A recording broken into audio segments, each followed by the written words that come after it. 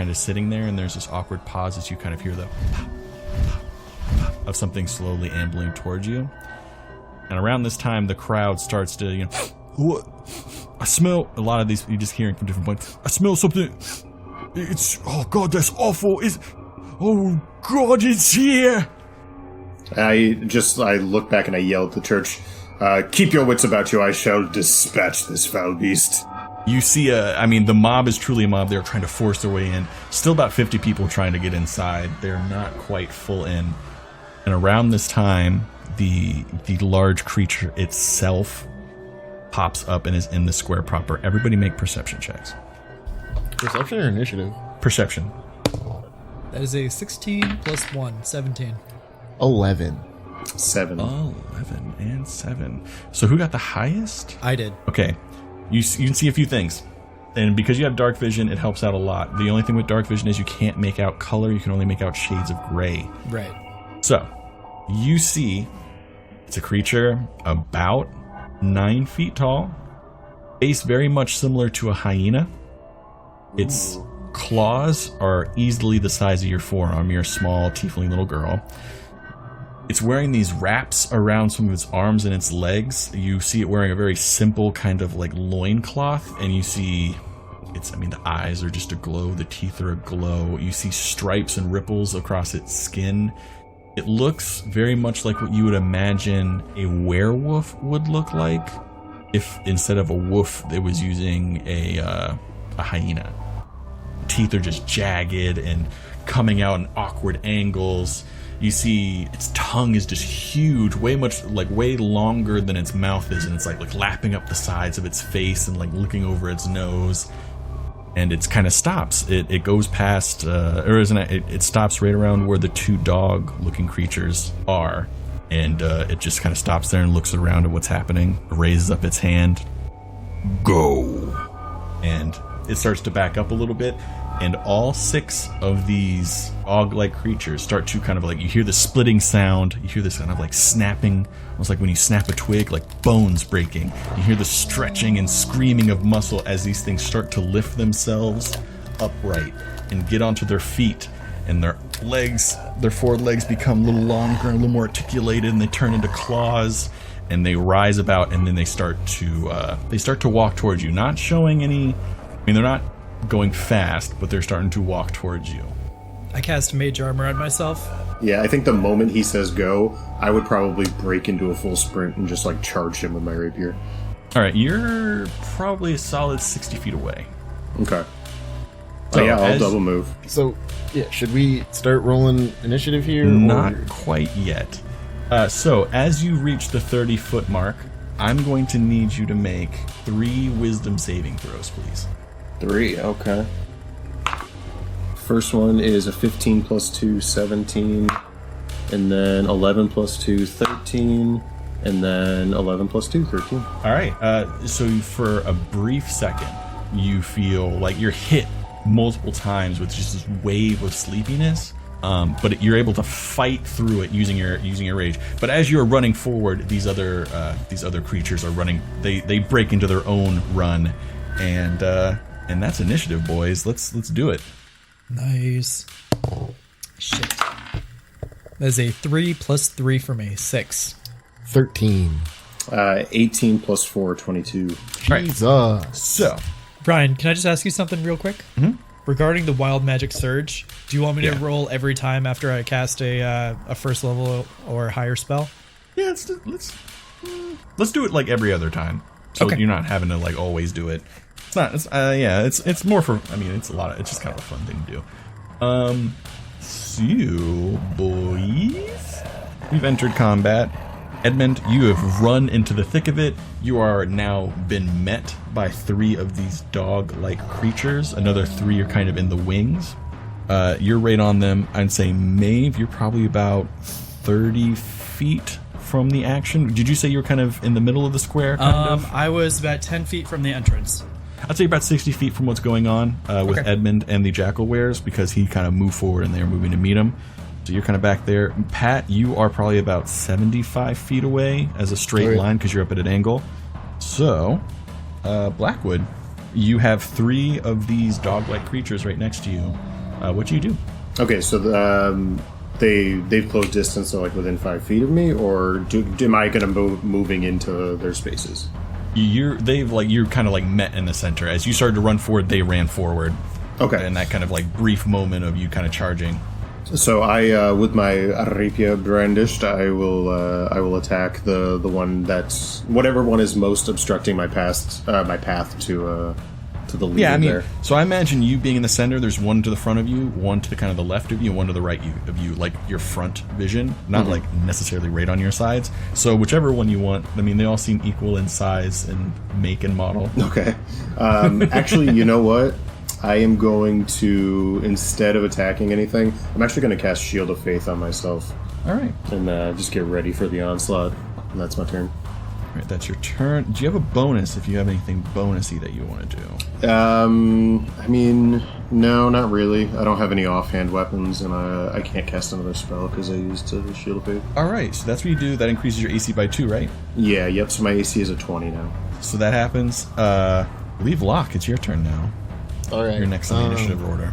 Is the geometry of this church such that there is like a really sloped roof that I could possibly slide down and use to gain momentum?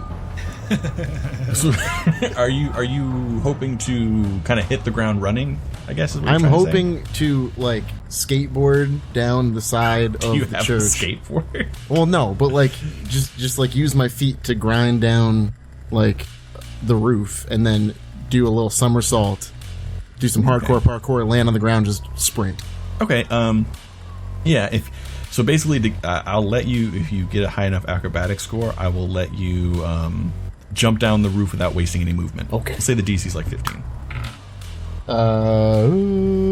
Fuck. I got a 14. Never mind then. Okay, no, I mean, so you amble off the roof. I'll say it burns like 10 feet of your movement instead of 15. Okay. I mean, you did pretty well. So now I'm probably like 60 feet away still? Yeah, you are now kind of in line with Maeve. You are 60 feet away from action. Then I will double move, which puts me at 50 feet since I burned 10 feet. Okay. So I'm still 10 feet away then. Is Sir... God, I swear one of these days I'm going to remember Edmund. your fucking name. Sir Edmund. Is he, like, 10 feet in front of me as well? Or are they at the same part, I guess? I think the Edmund would be 5 feet away from you. The dogs would be 10 feet away. Kind of in the way, if we were going to do like the rigid, blocky grid system, that's how it would be. So I'll end my turn there. All right, that's your turn. It is now the dog beast's turn. So, and they start to scramble at you and try to slash you with their claws. So each one is going to make one attack with advantage. First is a 16 plus 4, 20 to hit. That'll hit. Next one is a natural 14 plus 4, 18 to hit. That misses. And then the last one is less, so only one hit out of that. So Okay. yeah, it's 4 plus 2, 6 points of damage. Can you make a Constitution saving throw? DC 10, right? Yeah, it'll be 10 because it didn't get that high. Yeah, that's a 12. All right. So yeah, you have it up and it blocks all the rest of the attacks. Yeah, the first one kind of was able to find some purchase in between some of the links of your armor, but the next ones are just kind of like they try to attack you and they seem to be diverted by some magical force that kind of pushes them away, and their bites and their slashes kind of move out of the way and they don't quite make purchase. Try your best, foul beast. They're going to do a little bit of movement. Not out of your reach, but the one to your left and one to your right is going to move down a little bit. So they're actually like straight up flanking you. Mm-hmm. And then actually one of them moves closer. It's still in range with you, but it has moved into the sphere of Locke. So, Maeve, it is now your turn. All right. I am going to cast Enlarge Reduce on Sir Edmund. Make him larger. Tally-ho. And then he can add a d4 to any damage that he does with weapons. Does that make my weapon a category larger? No, it doesn't work that way. It's not like Pathfinder. You just get like an extra d4. Gotcha. It doesn't give you any extra reach, but it does, pump you up a little bit. You are now a large creature, and you're actually kind of like pushing them back a little bit with your new form. which is lucky because you're going right now. These dogs seem much smaller than I remember. And I will attack the one directly in front of me with the Seripier. Oh, and there it is, natural one. Natural one. And you hit it. You always hit when stone. It counts. Yeah, you try to jam your rapier down into the haunches of one of these things, and it just jerks away just in time, and your rapier hits stone, and you can see the stone actually crack around your enlarged rapier. Is there anything else you want to do with your turn? If you have any bonuses or anything? You know what? I'm going to try to push past this one in front of me and go straight for the leader. Okay. So if you try and push past, you're going to take 3 attacks of opportunity. Mm-hmm. And you have noticed that the leader is 30-ish or 40. He's probably 40 or 50 feet away from you guys at this point. He moved back. Yeah. Yep. I see him kind of slinking off into the shadows, and I just want to make sure he doesn't get away. All right. So if you want to do that, I guess I got to make some attacks on you. There's going to be 3 attacks coming your way. First attack is going to be miss. Next attack is going to be miss. Oh boy. And they all 3 miss. So you push past, and you move 30 feet, and you are met by another jackal were right in front of you. They split up the pack. You've met the secondary pack. Am I within 30 feet of the lead guy? No. I thought you said he was 50 feet away. I guess, yeah. And then I moved 30. Yeah. So you'd be 20 feet wide. Okay. What are you gonna do to me? I am going to use my bonus action to cast Compelled Duel. Compelled Duel? I will lose my Shield of Faith because it's a concentration spell, but he has to make a Wisdom saving throw. DC is 14. He got a 10, so he failed. So he is now... he is compelled by divine demand to attack me. So for the duration, it has disadvantage on attacks against other creatures that are not me, and it must make a wisdom saving throw each time it attempts to move a space that is more than 30 feet away from me. So it can't run away from me. It doesn't restrict its movement, but if it tries to get outside of that 30 feet, it can't do it. Okay. Let me see. So okay. He's within 20 feet of you, so you can't leave 30 feet without making a wisdom saving throw? Yeah, correct. Oh, yeah, so let's do Locke's turn, and then we'll say it goes with the beasties. So, Locke, what were you doing? Okay, I just want to know, how the werewolf boys are situated around me. So, there is one directly in front of you. There is one to the left of that's about 10 feet in front of you. And then there's another one a little bit more to the left of you, that's probably about 10 feet away. 10 feet away. Okay, so they were surrounding Locke. They were surrounding Edmund. Edmund moved out of there, so they kind of made it like a little triangle, and you were on the edge of that triangle. If I used an attack that was a 5x30 line, could I hit all of them? Not from where you're standing currently. Well, I mean, is there a way that I could move? I have 30 feet of move right now. Is there a way to It's hard to visualize without seeing it on a map. Is there a way that I could move either to the right or the left and fit them all within that? You couldn't get more than 2 at a time the way they're kind of set up. Okay. Where you are now, you could hit 2, potentially 3, but you would also be hitting Edmund. You hit 3 and Edmund if you wanted to do that. That's fine. That's risky though. But you can amble a little bit to your right, and you can hit 2 in a line very easily. I'll do that then, and I'll use my breath weapon. So they have to make a dex save, DC 12. It's 1 fail, an 11. Another fail. It was just 2, right? Or you hit? It was just 2, yeah. So they take 2d6. I don't know if you want me to roll that or if you want to roll that. You can roll that.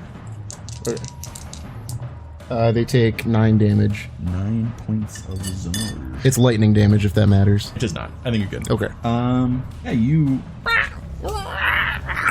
You see the singed as you unleash this kind of breath weapon. You hear the smoking and crackling of the skin. They look burnt and they look damaged. They look kind of hurt. Sick. Is that your turn? Yeah, that's my turn. All right, so we're gonna do the beasties.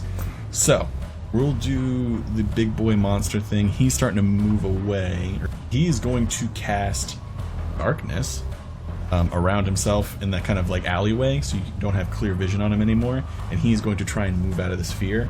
And it's a wisdom check to move away from you? Yes, yep, DC 14. Is it a wisdom saving throw? Yes, yep. He reaches that 30-foot limit, and he finds himself unable to push through. He's right there for the moment. So there is one of these animal things in front of you. Two on the left and the right are going to come forward towards you. So now you are back in a middle of three of them. They're going to make their attacks with advantage. You no longer have your shieldy do, shield of faith. Natural 20 on the first one. That'll hit. Natural 18 on the second. That'll hit. And 18 on the next one. That'll hit. All three hits, so that is, we'll do the natural. These are three new boys, right? Not any of the ones around me? Yeah, these are three new boys. Okay. So first one, we're just going to double the dice. 2, 4.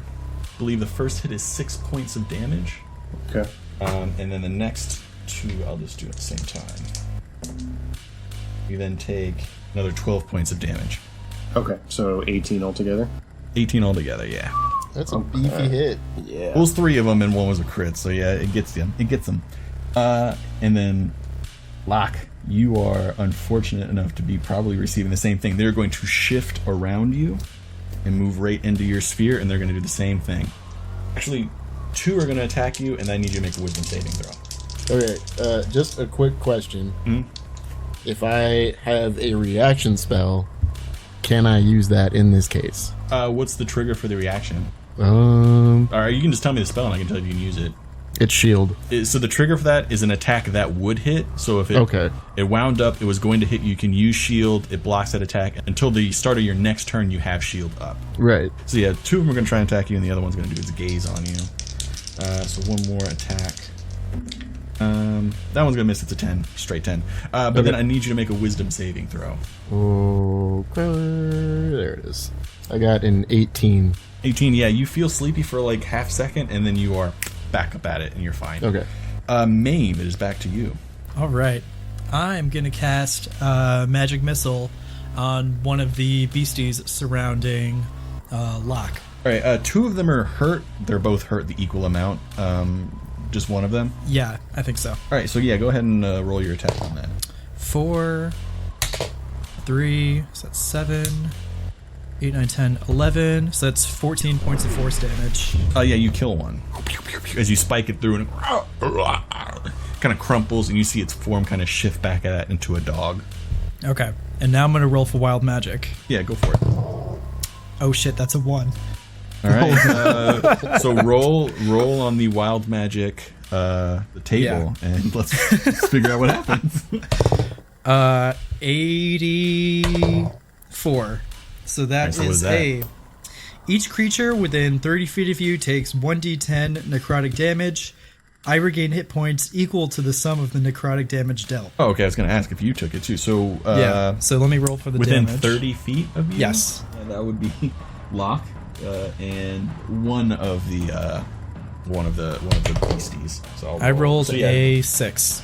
So yeah, Locke, you take 6 points of necrotic damage, and then one of these guys takes 6 points of necrotic damage. Remind me again my positioning on the field. You are right in front of the door, about 10 feet away from the door. You are like 25 feet away from, about 30 feet away from Locke, and 30 feet from another jackal where, so there's one right directly ahead of Locke, like another 5 feet ahead of him, and then there's one right to his side. Does that mean if he's 10 feet away from the church that people in the church would have gotten that necrotic damage? Oh shit. Fuck. Yeah, you're correct. Everybody? Oh man. It's 6 damage. I think that's enough to kill a lot of commoners. I mean, some of them are kids. Talk about fucking wild magic. I mean, it would only be whoever's in the first, 20 feet of the church. Ooh, fuck, a commoner has 4 hit points. Oh no. That's nice. So, everybody trying to get into the church immediately drops. And then a significant portion inside the church, 20 feet in, drop as well. Fuck. And honestly, I think that's enough to outright kill them. Because what is the grievous harm? If it's like... No, if they take their full hit points, they just die. There's no saving throws, no nothing. They took 6, they have 4 hit points. Oh. Ooh, boy. And they don't have any, like, modifiers. Probably So, not. yeah, you killed... God. You killed God? No, like, I'm trying to think of the exact number. I said there was about 50 outside. Maybe less than that, to 30. And then inside, probably like another 30 or 40. So 70 commoners just fucking eat it and die. At the very worst. at the very least. What the fuck? They're not gonna want to get on our boat now. At the very least, they fall unconscious. But yeah, you see 70 people behind you. All these so bodies, it's like this, they just drop. So- and Maeve is just like, what? So yeah, it's an insanely awkward moment. You're like, pew, pew, pew, you kill one. You're like, yes, I killed one. And then you hear a bunch of basically the sounding of like sacks, the sound of like sacks of flour hitting one another and like hitting the ground. You see 70 people. And then you hear screams. Just everybody is fucking screaming. Oh, no. All I can imagine is like Maeve looking back with an Urkel voice, like, "Did I do that?" No. Oh No, boy. she would be horrified. I'm also my God. pretty sure that just killed more people than this beast ever Yep. did. It only killed about 50. Fucking wild magic, dude. Oh boy. All right, so that happened. You hear. I'm sorry I said anything, but like, No, you're right. You're right. No, you're good call. 100% right. That was on me for forgetting it. You're not a dick. I'm an idiot. So you do hear. I mean, I just kind the of think you're a fucking- dick, but that's just The me. outrageous screams of just like hundreds of people inside this church. So yeah, that's your fucking turn, Maeve. Congratulations. I'm gonna move away from the door.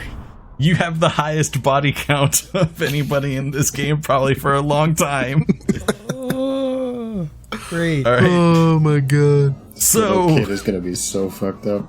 You have no idea. and the fucking cult would be so proud.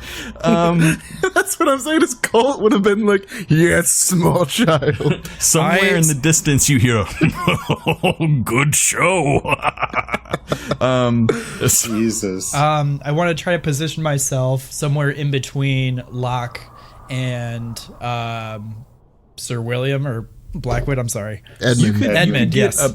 You can get about where Locke is distance. Okay. wise. Then I'll, I still want to be about 10 feet away from Locke.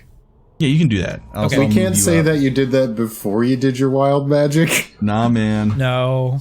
He didn't. I'm sticking with it. That's what I did. You would have gotten more of the wolfies. Could have gotten more of the wolfies and less of the people. So you are. I'll say that. So you wanted to be 10 feet away from Locke. Yes.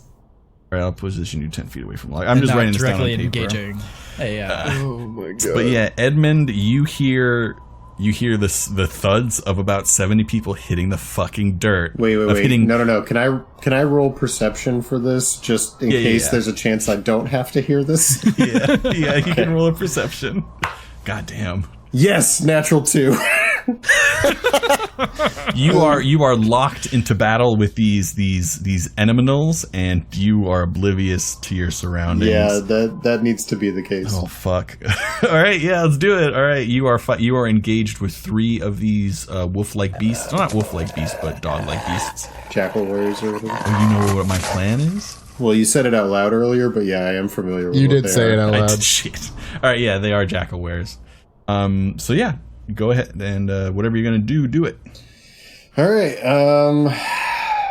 I am going to use the disengage action, Okay, and I am going to go down the hallway. Yeah, I'm running for the lead guy, and then I would also like to use my lay on hands and try to heal myself up a little bit. All right, so yeah, we'll do the. Go ahead and do the.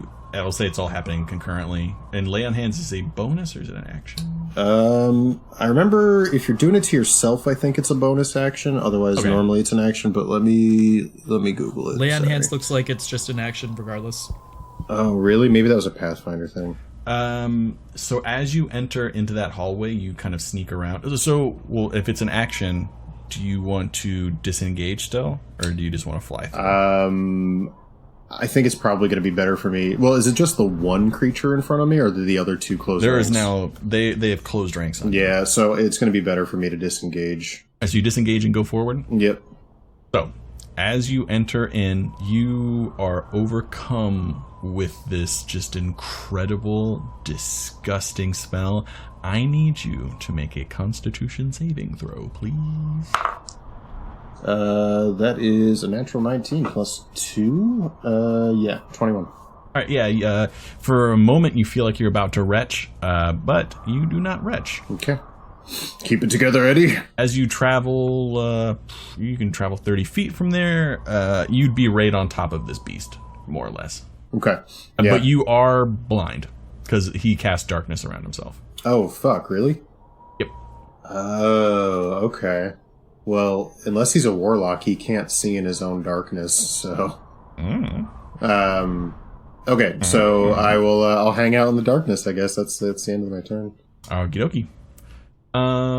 So that's your turn. Locke, it is back to you. You can make a perception check if you like. Okay. I got a 22.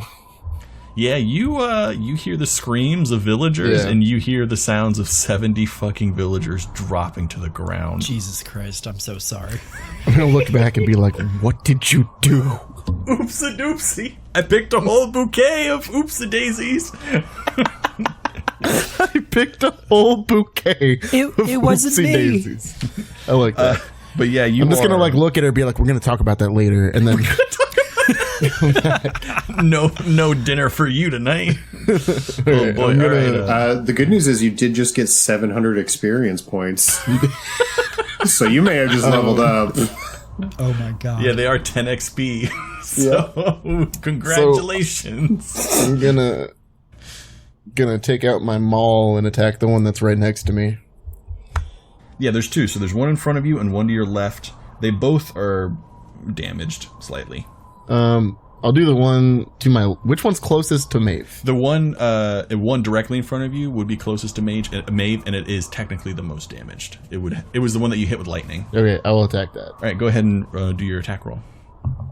11 versus AC. That might hit. No, it doesn't. They have an armor class of 12. Fuck.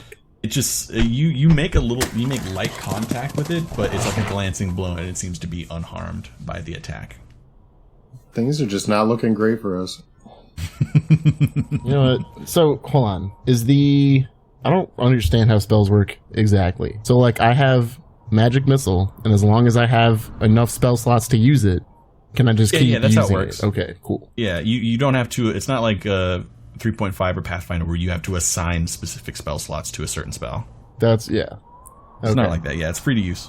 Well, you know what? I'm going to go ahead and Action Surge. There it is. And then I'm going to use Magic Missile. I'm going to use 1 on the one that's directly in front of me, and then 2 on the other one. All right, so go ahead and roll. Okay, so the one in front of me takes 3 damage. Okay, takes 3 points damage. Still up. Looks pretty hurt, though.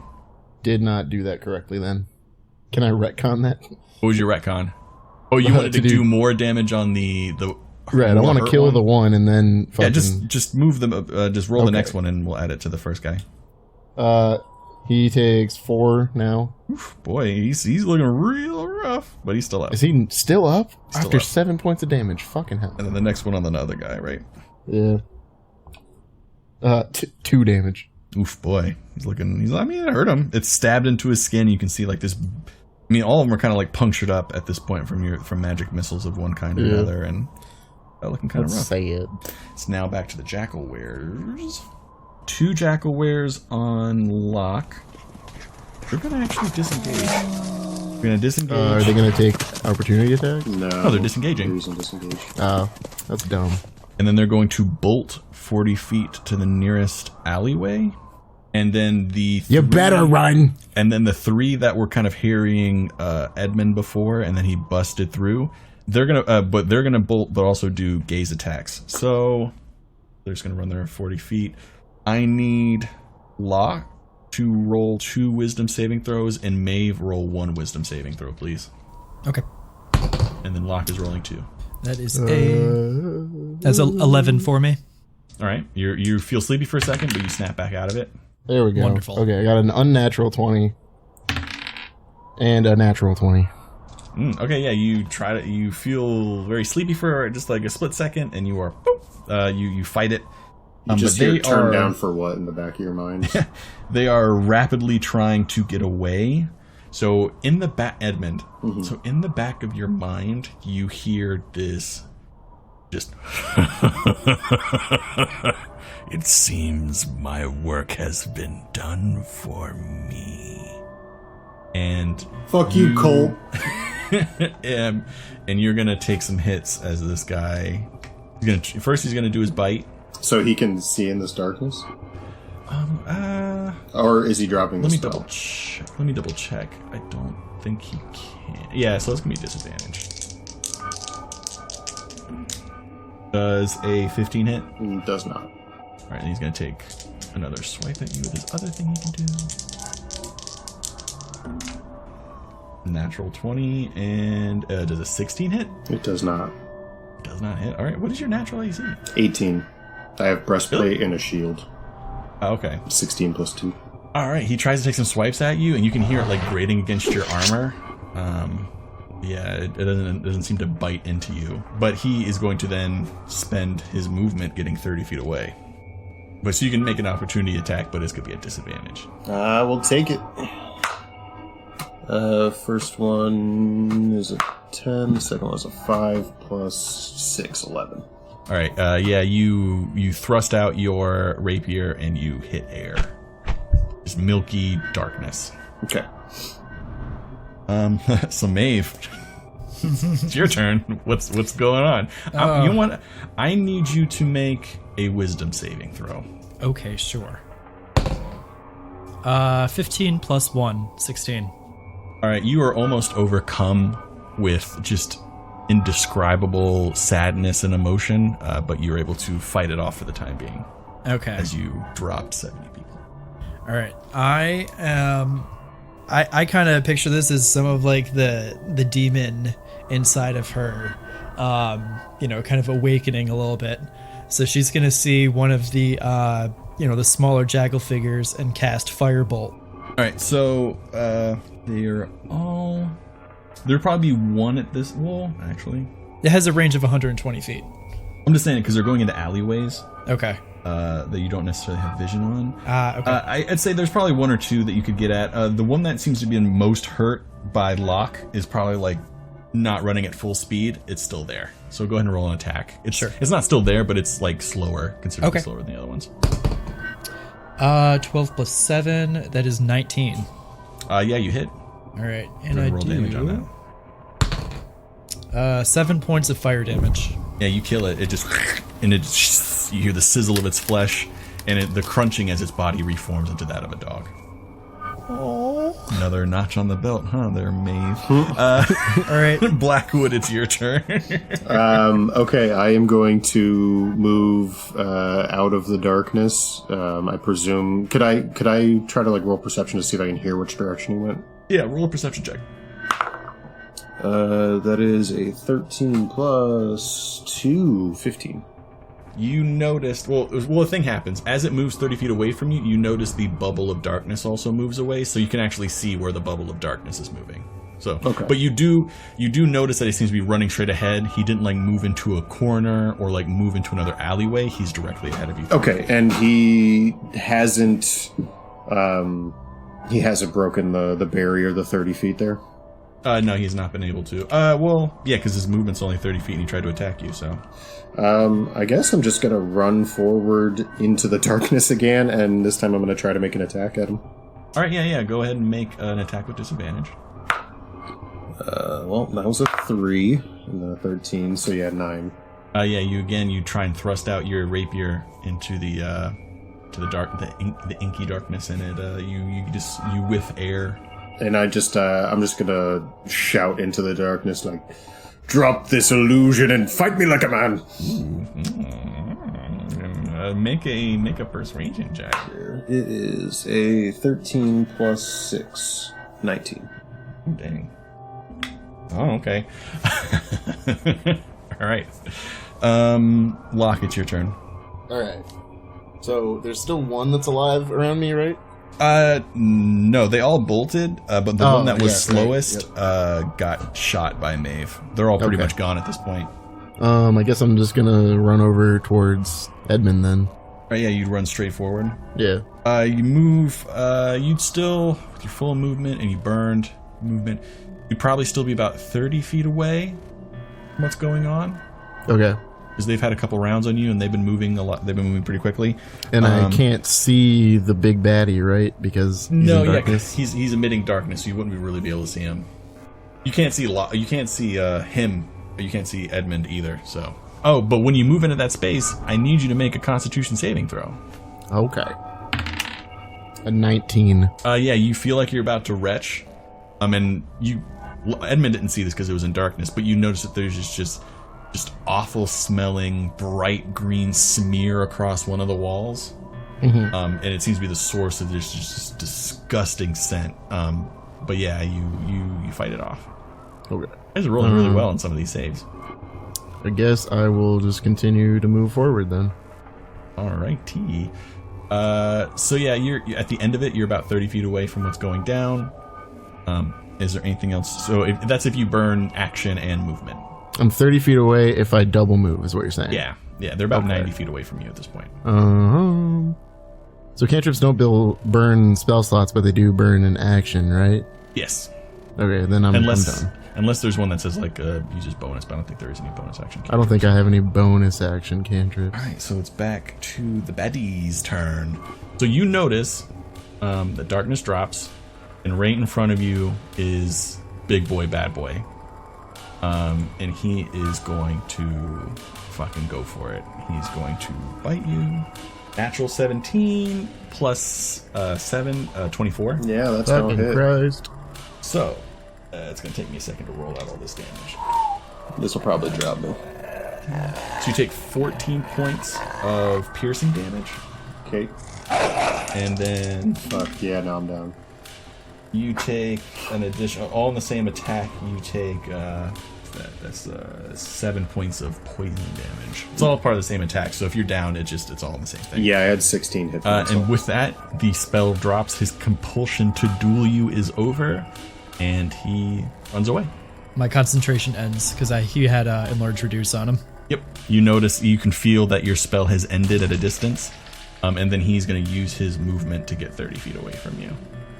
Oh, he's going to use a spell, and he is super duper far away from you now. Is it a bonus action spell? It is. He uses Expeditious Retreat. No. Well, shit.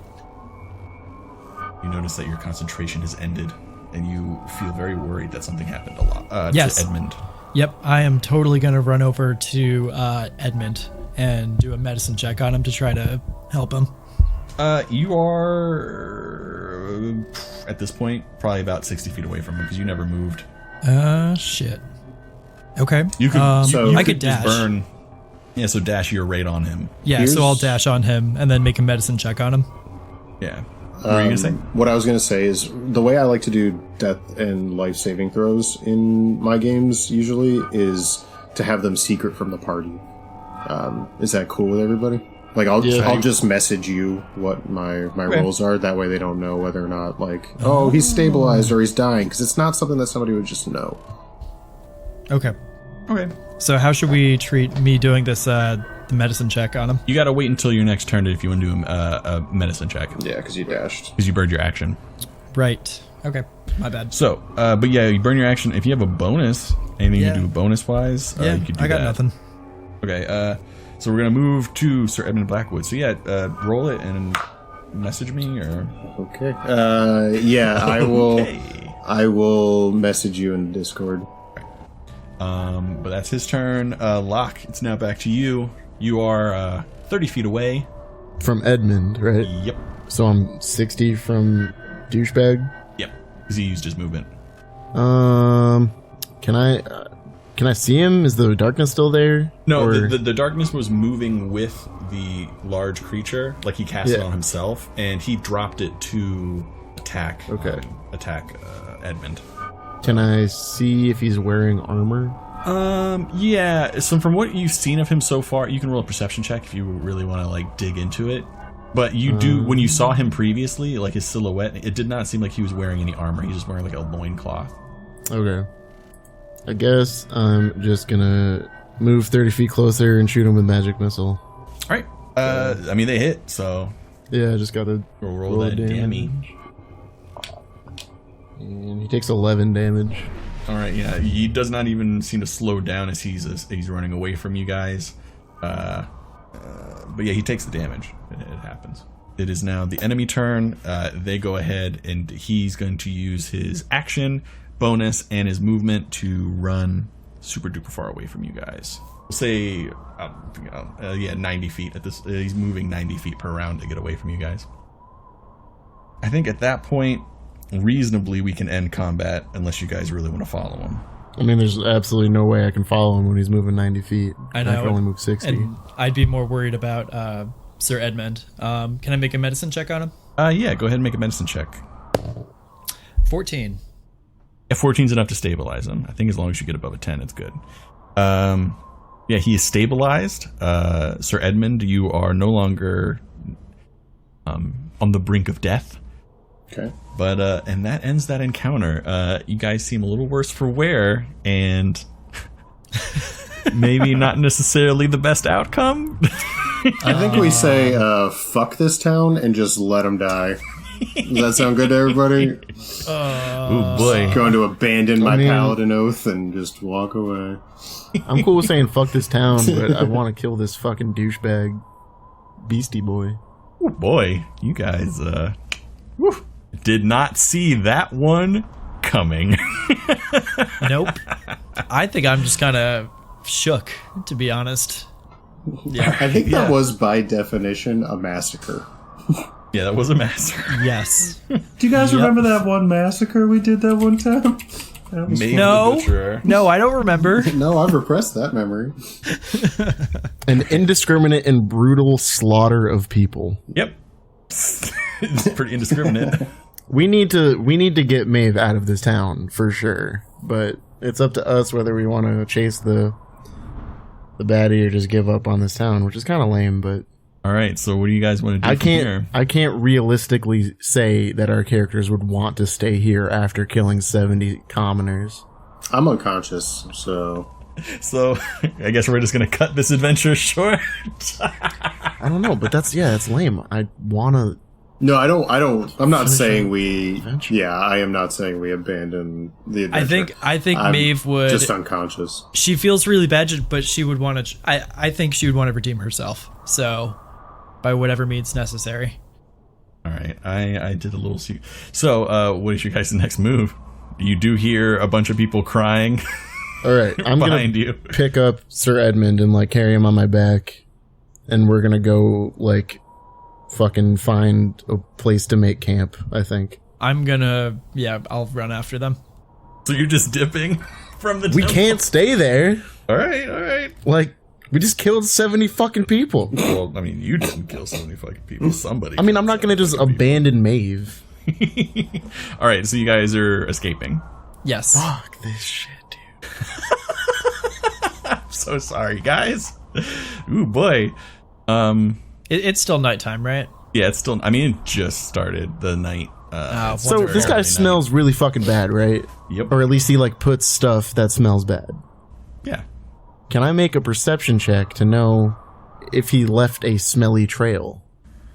I smell a perception check. smelly smell that smells smelly. Smell that smells smelly. I got an 18. You know that, yeah, he didn't necessarily leave a trail beyond that marking that he did. That's a pretty definite thing. But you do notice, you don't think that he left a trail as in like there's stinky footprints or anything. But if you were to get close enough to him, probably within like 60-ish feet at that point, probably even a little bit more, that you would probably be able to pick up his scent. Even with like, the smell is so bad that it's It rises above anything else in the background with like smells. It's piercing. Yeah, we're gonna go out in the wilderness somewhere and make camp and recover, and then try to hunt this guy down. Is what I would say doing.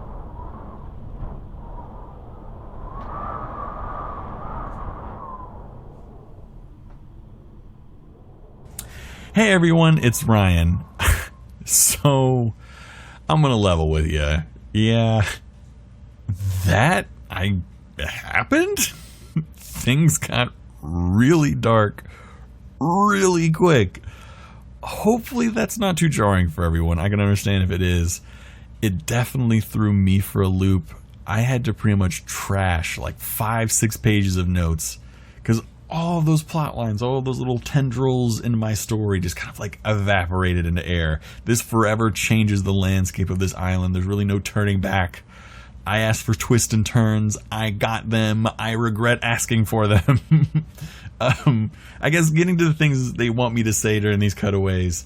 If you like the podcast, make sure to rate and subscribe. Doesn't matter the platform, whatever platform's fine. Follow us on social media. Make sure to reach out to us. We want, especially after an episode like this, we want to take the temperature of the room. We want to know what you thought. I'm pretty sure this broke Matt, the player of Maeve, and I want to know if it broke anybody out there that's been listening. Like, this has been a crazy moment. Leaning back into the social media stuff, we're introducing a few new avenues for interacting with us at the show. If you at us on social media, at Dice Populi, we'll use your name on future episodes as NPC names, potentially location names, kind of depending on availability. If you have any ideas for like magical items or just interesting items in general, or have any questions or comments about the show, you can also reach out to us on social media. We've also set up our email account, dicepopuli@gmail.com. And if you want to send us any of those ideas, questions, comments, if we end up using, we'll look at them. Of course, we're definitely going to read everything. If we end up using the item or having the show, we're going to give you a shout out about the item in whatever frame of reference you would like. If you want your social media handle used, if you want your name used, whatever you're comfortable with. And if you have any questions or comments, I think the plan is that we're going to read some of those on the above board episodes. So if you have any burning questions about our characters, the story, maybe the history of the Badlands, anything like that, we'll do our best to answer them. May not necessarily get the straightest answer, depending on, like, maybe there's something a little bit hidden about that we don't necessarily want to put out yet. If you have any, if you want like a good little source for all of those links, our website, dicepopuli.com, is a really nice hub for that stuff, for all of our social media. It even has some information about us as members of the podcast. So I highly recommend checking it out. So, I hope this episode wasn't too depressing.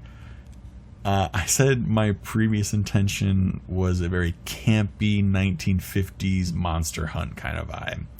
And while I still think there's like a little sliver of there that remains, it's definitely taken a crazy turn, and it's very much become its own very modern horror kind of thing.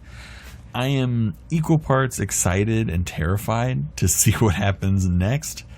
So I think it's we should just get back into it. I'm afraid if I leave them alone too long, they're going to find some crazy way to kill another 70 villagers.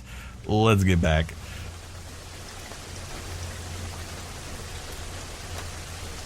This part, I'm not going to be level, and we can cut this out for the audience. We're a little bit off the map. You guys killed 70 people, and I was not expecting things to go that way.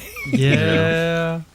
So we're gonna wing it, or not wing it. Like the plot continues, but just not of the several paths I thought it was going to go. I really want to know how you thought this was going to play out after this. After this? No, I did not. No, I mean, like, see, after we get through your campaign, I want to know what the 3 paths that you had built. Well, that was my initial thing. Like, this started with you guys deciding to do a raffle. I had not in my wildest dreams had thought you guys would have put together a raffle so that you would have tried to collect the entire town into one location. Broke my mind. Well, I thought that was extremely creative and very fun, but it did lead down to a road of Yep. more or less mass Sadness and- murder. Yeah. Whatever. Let's get this shit going.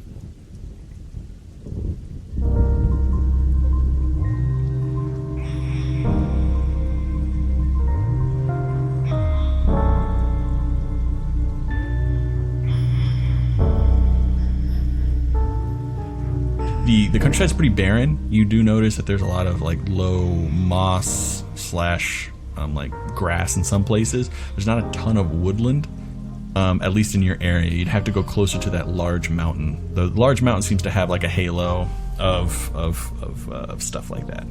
Yeah, let's go to the mountain. It takes you guys a couple hours, but you do make it to this basically a halo around this mountain of trees. It's the only place that has trees really on the island. Oh, yeah. But yeah, you're there. So do you guys want to try and set up camp? Yes, please. Yes, definitely.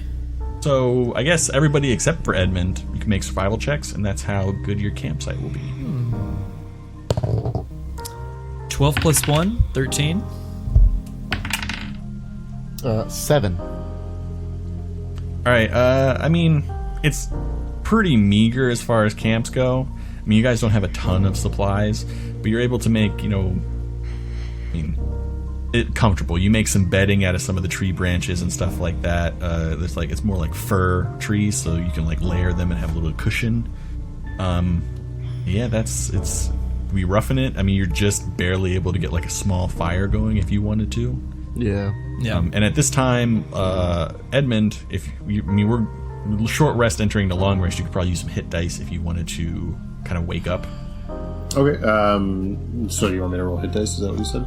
You can. I mean, the way I play it, if you are stable and a long rest happens, you can use some of your hit dice to wake up. Okay, I'm going to use 2 of them. So I got 8 plus 4, 12 hit points. All right, you got 12 hit points. Around this time, you guys have made camp, and you notice Sir Edmund starts to stir, and he comes about himself. Wait, did we get it? Not even close, bud. He got away? Yep. Damn. I failed you and I apologize. Well, did anyone grab my jacket and my hat? Nope. No, I'm just going to had head back and leave. grab those. They're pretty important. No, you're not. What? Why? That town is going to riot after what Maeve did. It wasn't my What fault. do you mean after what Maeve did?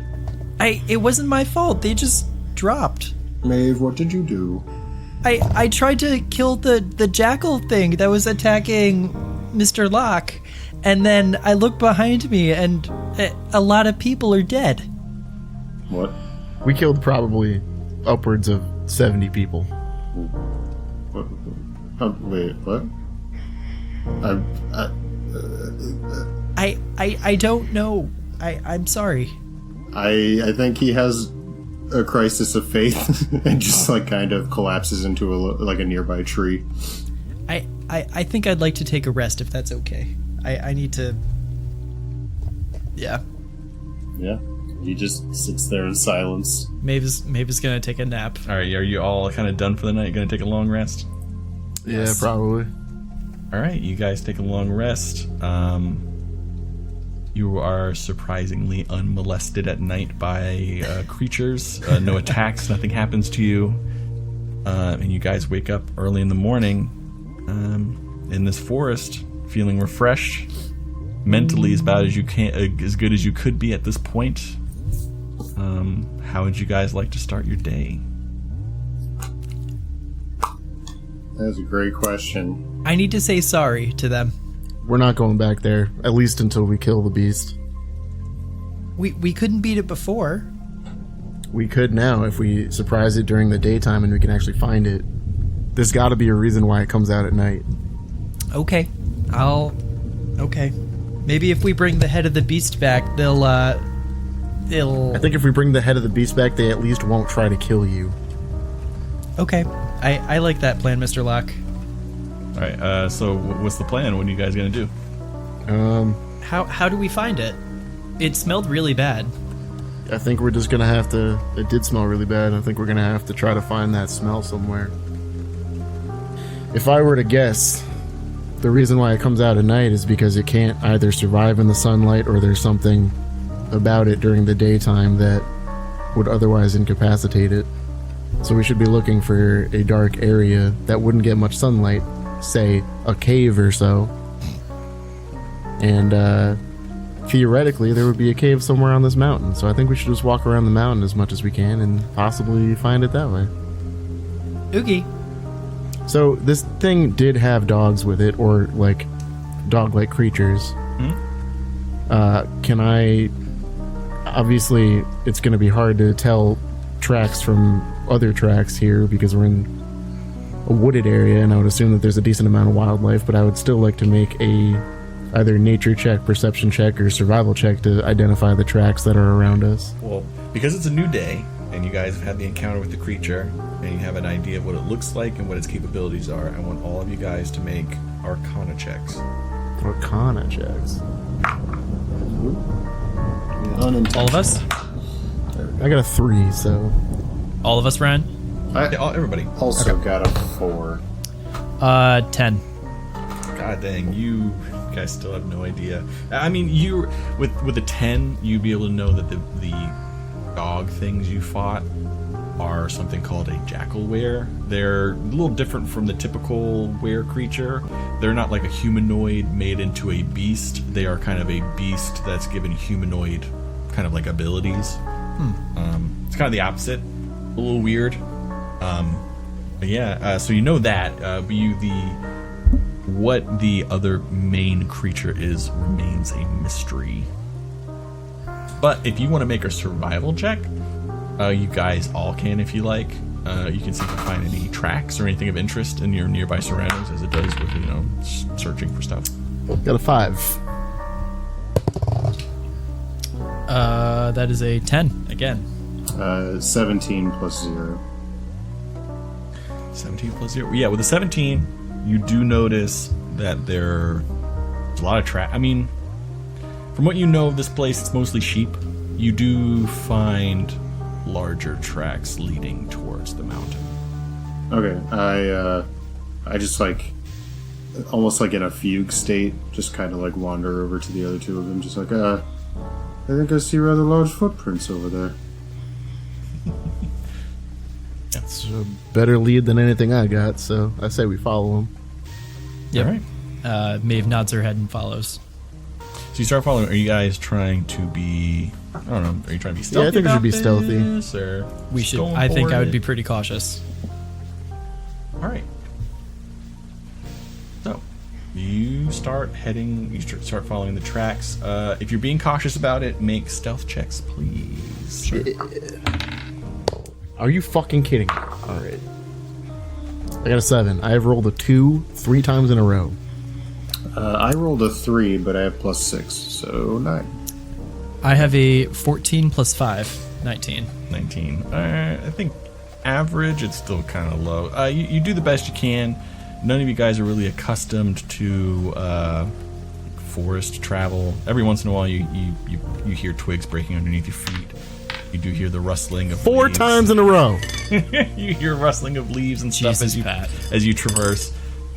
You're doing your best to kind of like not be so obvious, but it's to be seen if it's effective.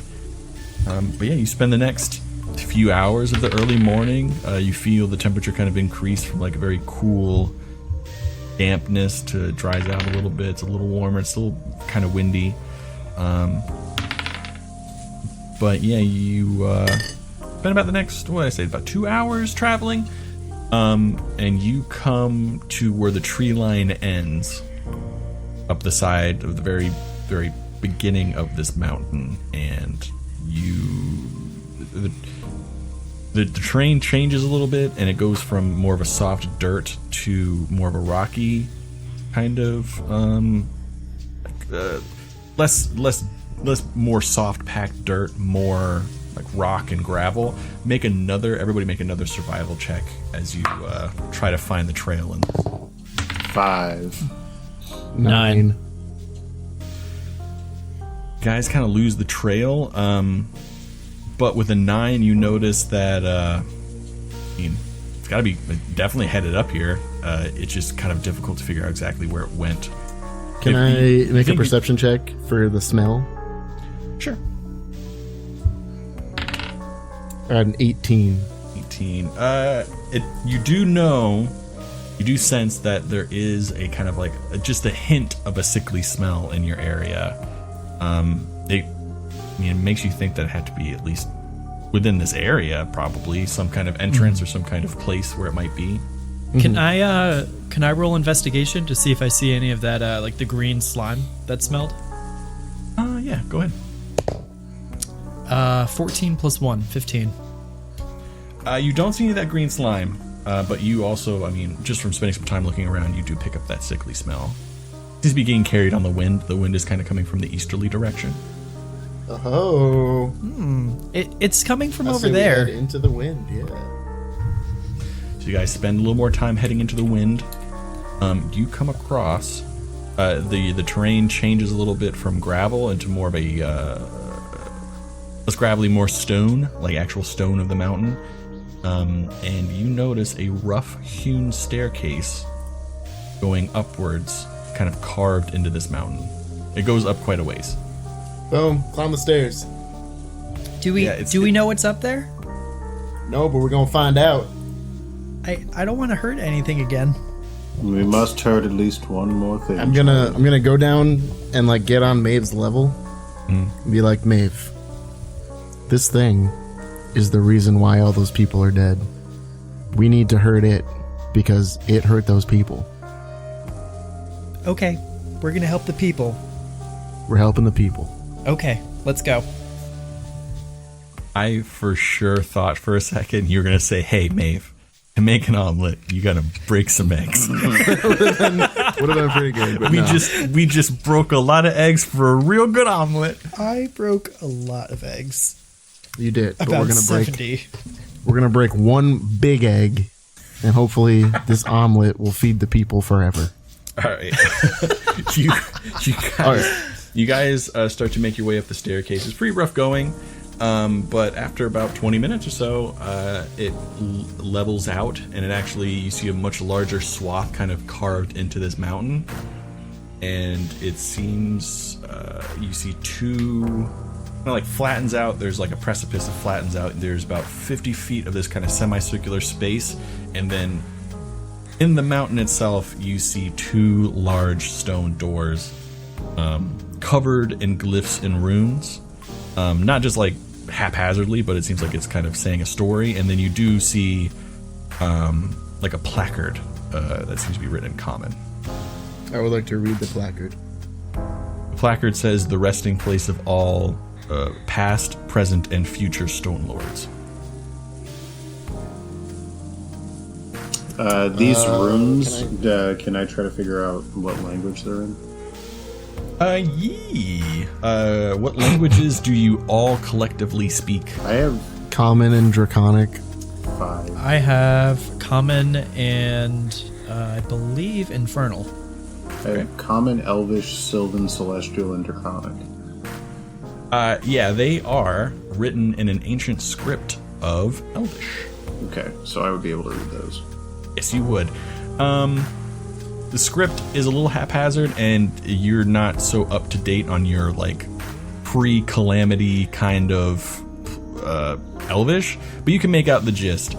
It lays this out as a they call it the Salt Spire Peak, but the way that it's written, it doesn't seem to be like there's a very specific word in Elven for mountain.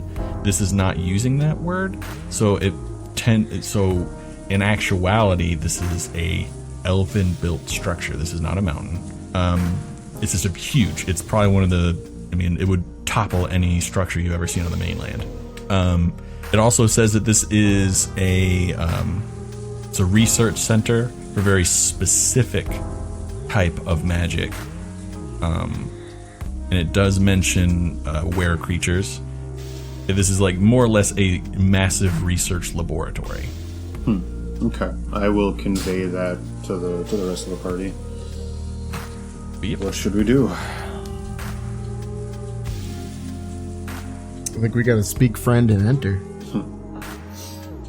Well, I say we put an end to whatever travesties against nature they're currently. Look, guys, I'm just not in a great headspace right now, so let's just go in here and kill some stuff. Is that okay? I'm totally fine with that. Okay, let's do it. All right, you guys enter in. This might be the TPK. Let's go. You guys are at the gate, at the doors. I'm assuming you guys want to try and go inside. Yes. Let's do it. So, if you're trying to get in, I need, if you're working together, somebody can make a strength check with advantage, or all of you can make individual strength checks. I'm not very strong. I will not roll, so if someone wants to have advantage. I will never roll again. I've got a pretty good strength. Yeah. Why don't you roll with advantage? Alrighty, boys. I got a 19 as the first roll. That's pretty good. And a 17, so the highest one would have been a 23. All right, yeah, you were able to kind of dig your fingers in a little bit, find a little purchase, get your long draconic claws in there, and you slowly but surely open the door. It opens outwards, not inwards. And yeah, you're able to get in enough space where you guys can very easily fit in. Oh, and Do I get a waft of nastiness as the door opens? It's not as strong as when you were like right on 30 top feet of the away? guy. Yeah. But yeah, you do. There is that stink coming through. I smell a smelly smell. Oh, and I feel like I should just tell you guys in the audience at home for their edification that I did roll a natural 1 on my first saving throw. Oh my So god. Yeah. that almost went real fucking bad. Shit just got real. Well, we could have really. It was funny that Colin didn't stick around because he'd have been here. That we could rework a lot of shit. Because well, if you had died, we had just like, you know what? Let's just make this an evil campaign. We're just gonna kill everybody, go from town to town, murder. All right, but yeah, you're able to get inside.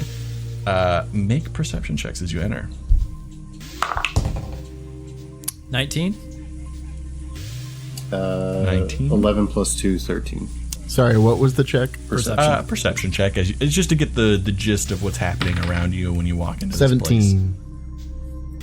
All right, yeah, you guys rolled pretty well. This place seems real ancient, but with your checks, you do notice that there has been recent activity here, and parts of this place seem like they have been reworked. You do notice that there is some, relatively compared to the rest of the structure, freshly hewn stone. I mean, you saw outside that it was, it seems to be, at least at some point in the nearer future than when this was made, repurposed into a ceremonial grave site for the Stonelords. But yeah, I mean, it's not as gnarly as you think it would be. I mean, it smells pretty bad in here, but not insanely bad. But you can see there are places for torches to be lit. It's, at least in this main hallway, it seems like it's large enough for a fairly decent-sized procession of people to very comfortably walk through. That's all you notice at this point, just from going into the breach, basically. This is right as you enter in the door. Okay. There's also no natural light here. I have dark vision, but does I anybody have a light torches spell? in my backpack if people need them. Yeah. I just don't know if all you guys have night vision or not. No, I don't think the Dragonborn Nope. does. I thought I did, but I yeah, don't. I think we should strike a torch. But I Yeah. think I should probably go first because I'm the most dexterous, and if I need to like dodge a trap, it's gonna be easiest. Okie for me. dokie. Okay, so I'll give you the torch then. Okay. So what do we see with the torch? You do notice there are portions of it. You can see that stone has been, as now you get a better idea of the light. Actually, you with night vision, it wouldn't look any different. Okay. For the Dragonborn, it would. He notices some of the details that you guys saw. It looks like there was older stone that had been carved back and then instead of elven script or anything like that, you see more contemporary art. You know, the real basic stuff that you would assume would be in a kingly resting place. You actually see like pictographs of people being carried into this place. You see kind of religious iconography of somebody being laid to rest. You see mentions of the god Kelish, stuff like that. Okay. I will proceed through. I want to keep an eye out for like any burial chambers or, rich people like to be buried with the rich people shit. I want the rich people shit. That's the crux of it. Sorry, excuse me. So you, as you guys, I'm assuming you start delving into this place. Yes. So yeah, you start to go forward, and it kind of, from this, what you would think is pretty wide hallway, it actually opens up into a very large, semi-spherical kind of cathedral area. You see stone seating for probably around 200 people. You notice that there's a large altar at the end, kind of set up, which is kind of a rarity thing. You haven't seen a ton of wood since you've been here, but you see there's wood in like parts to this altar, and you see it kind of branches off into several different directions. There's large doorways to the right and left. But behind the altar, you see another large gateway, and just darkness behind that at this point for you guys. Okay, I say we follow our nose. Do we smell anything? Make perception checks. Ooh, unnatural 20. Ooh, natural 1. 18. You said natural 20? Unnatural. Okay, yeah. Dirty 20. With that Dirty 20. With that good 20, you think that probably behind the altar into that passageway is probably your best bet. It does seem to be more pungent in that area. Okay, I'm gonna go over and examine that area. All right, yeah, and as you approach this altar, you get that smell. It is definitely stronger from that area. And as you're coming up onto it, as you get to this it's more of a dais, less of an altar. It's not like, something like that. It seems like you could very easily see somebody doing a funeral party here. There'd be people coming up and saying what happened. There's definitely space in the center for a visitation of a corpse. There's enough seating for a very large funeral.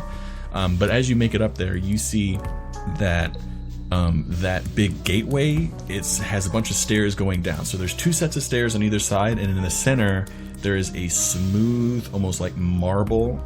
It's all made out of marble, but it's smooth, and it's traveling down. It would be pretty easy if somebody were like carrying a casket. There would be an easy way for somebody to take a casket down many flights of stairs without jostling it too much.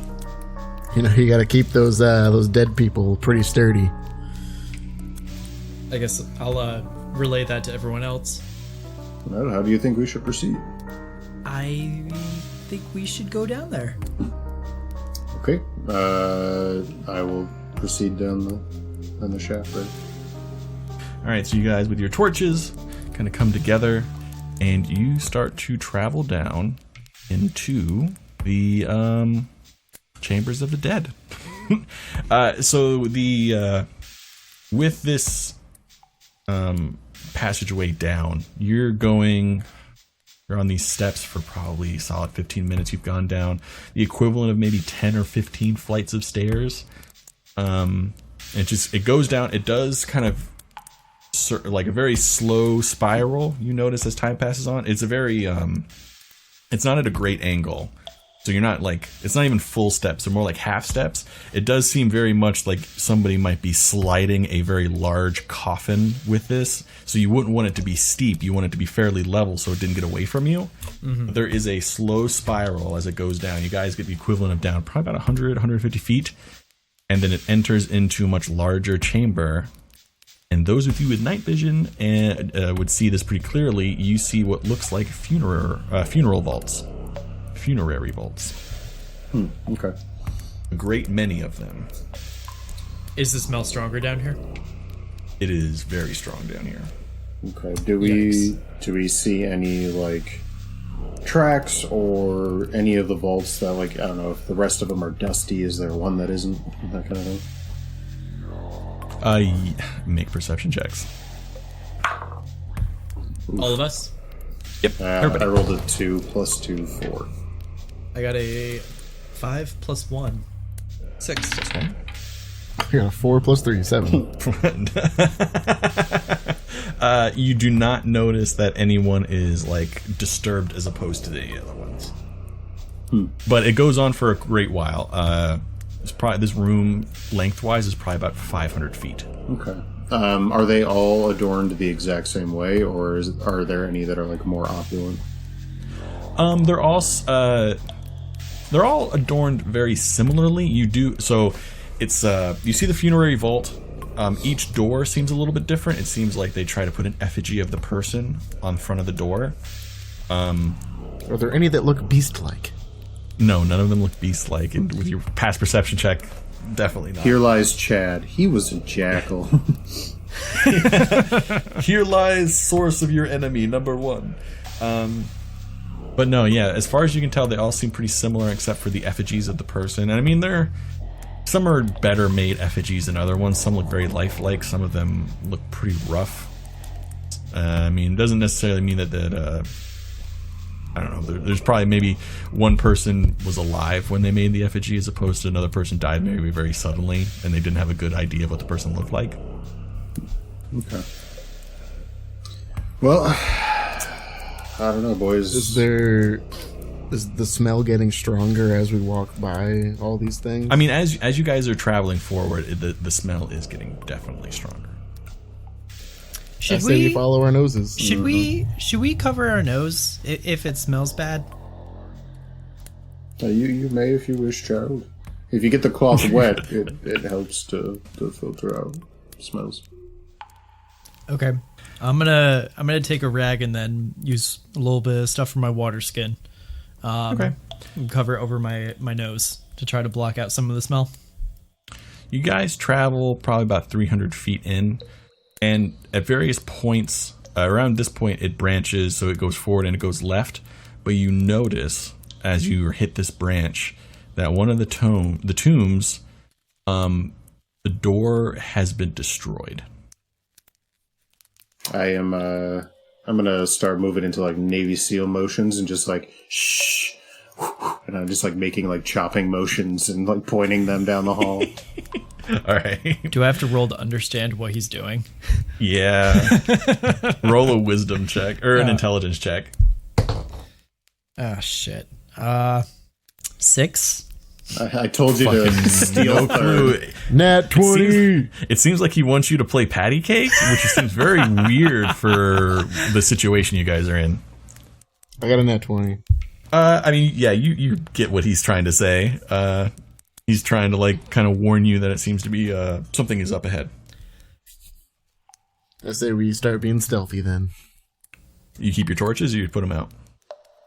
Well, as long as somebody's like guiding me, I won't need a torch. Like if Ed Boy and I just link arms or hold hands or something. Ed Boy. I mean, there's a chance that this thing might even be weak to like a light like this, so maybe we just keep it. Okay. Are you gonna keep the light lit? Yeah. Yes. All right. So can I examine the ruined door real quick? Make an investigation check to see if I can see what might have destroyed it. Yeah. That is a 16 plus 1, 17. 17. Yeah, it looks like somebody broke it up from the outside. With your investigation, as you're kind of scanning over the door, you look inside. There is a coffin. There's like this large stone sarcophagus. It is open. And then you notice on the outside in common script on top of the door, it says Bellerin Ricard. So definitely related to Allie. I guess I will slowly move into the chamber and approach the coffin. There's nothing in it. The top of it has been like thrown across the room. And you notice, like, it doesn't seem like necessarily somebody's been living here, but you do feel like somebody's been in here very recently. You notice some carvings into the side of the wall. It's all in like common, nothing crazy language or anything like that. So it seems fairly recent. You see in like one big series of scratches, you wish, and then another one on the side of the roll, I wish, and then on another part of the wall you see I will get what's mine, and another part of the wall it's more closely like Allison sucks dick. No, I'm just joking. That's what I like. I don't know if common times there. This one he'd be like, Allison will get what she deserves.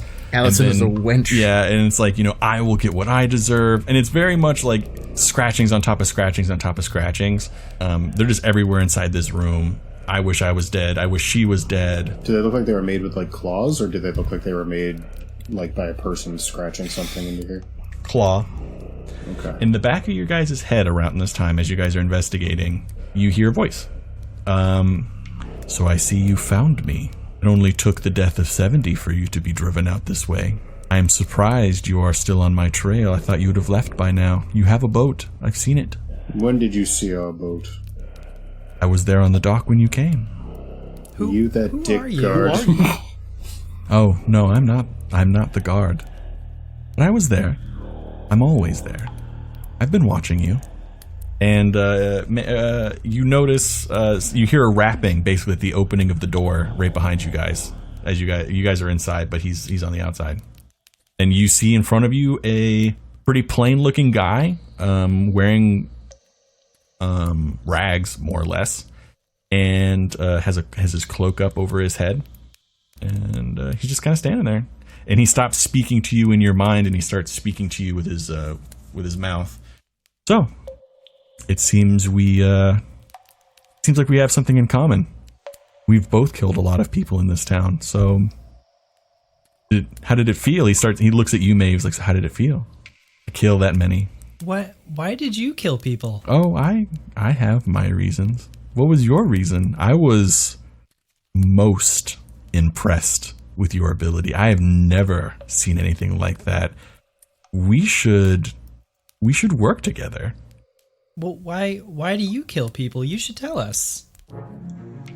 They took everything from me, and I'm going to take everything away from her. Who's her?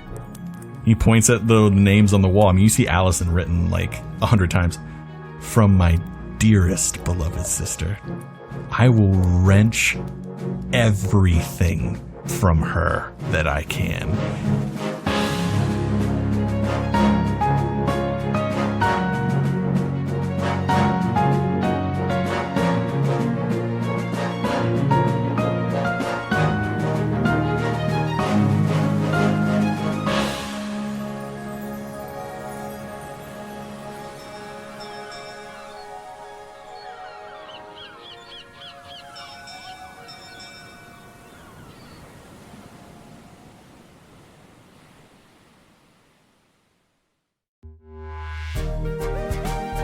Come and meet